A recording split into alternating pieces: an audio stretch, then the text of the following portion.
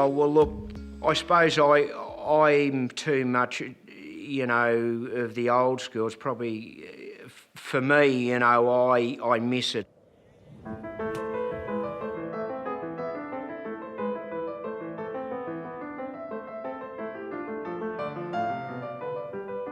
The late 80s, golf clubs, specifically drivers, had still predominantly been made out of persimmon woods.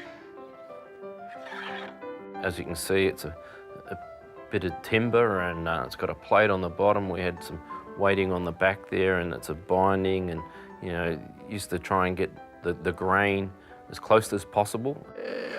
I used to sell golf clubs. I was a golf club salesman, but I was also the golf club maker, and I knew that club from its embryonic stage right through to the finished product. So very ornate, small, you know, pieces of equipment that, you know, when struck on the center, made the golf ball go pretty far. The richest Professional Golfers Association tourney of all time sees Gary Player tee off. First of the big three, seeking $25,000 first money. Then this year's top money winner, Jack Nicklaus, shows the powerful drive that brings him a tie for second place. Club makers were finding it hard to get that quality persimmon because it was a tree, and they'd cut the trees down and they'd use the best of it, and all of a sudden here they are. What in the hell are we going to make these club heads out of? The persimmon club, it was very difficult to hit straight. That was state of the art. You know, they had grown a little bit in size, but still generally very small, especially by today's standards. This one here was my persimmon driver that I used to use when I first came out as a pro. You know, I was using it in 1987. As man does, he starts to experiment, and well, if we can investment cast an iron, why in the hell can't we investment cast a wood? And then in late 90, Mr. Helmstetter and Mr. Callaway had created a prototype, had already codenamed the project Big Bertha, because they knew they were working on a driver. And Big Bertha was a famous World War I howitzer cannon.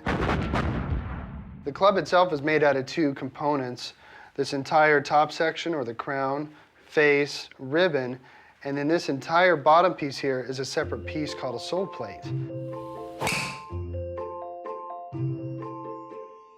All of a sudden, that metal head was indestructible, basically, unless you ran over it with a steamroller or hit it with a sledgehammer. The handmade drivers more or less went out the window. They were closed down overnight. It sounded entirely different than anything else on the market. Ping, or it went pong, or it went ding, or it went dong. You know, like a ting. Us purists said, good grief, we're never going to play with one of those. Coming out with that large, oversized, loud-sounding, oddly named, oddly shaped metal wood really caught the attention of many people. It really was almost like cheating there at the beginning. I mean, relative, the jump was so large from persimmon to Big Bertha that people immediately fell in love with the golf club. It was just it made such a dramatic impact to their game. They also got lighter, which meant that they could get longer, and then you'd pick up more speed with the club head. So that meant that you could hit the ball further. It was very, very significant. All of a sudden you had a driver that you could hit a little bit off the toe and still get substantial length out of it. You could hit it all over the face, and because it's larger, the club head wouldn't twist as much when you hit it off center, and therefore that meant longer and straighter shots. I gained, you know, 40 yards overnight when I actually did change to a metal-headed club. The day the metal head came out, it was all gone, and look, it just was miles beyond anything else at the time, and that's why it just lit up like a huge fire and was a huge success in the early 90s. You can see why, you know, it was almost unstoppable. Everybody wanted one. I don't know of a single player anywhere in the world that's using persimmon driver.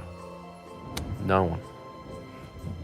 And, you know, it has changed the game. The old school, the young person who's never experienced that, he doesn't miss it because he hasn't known any different. So we move on.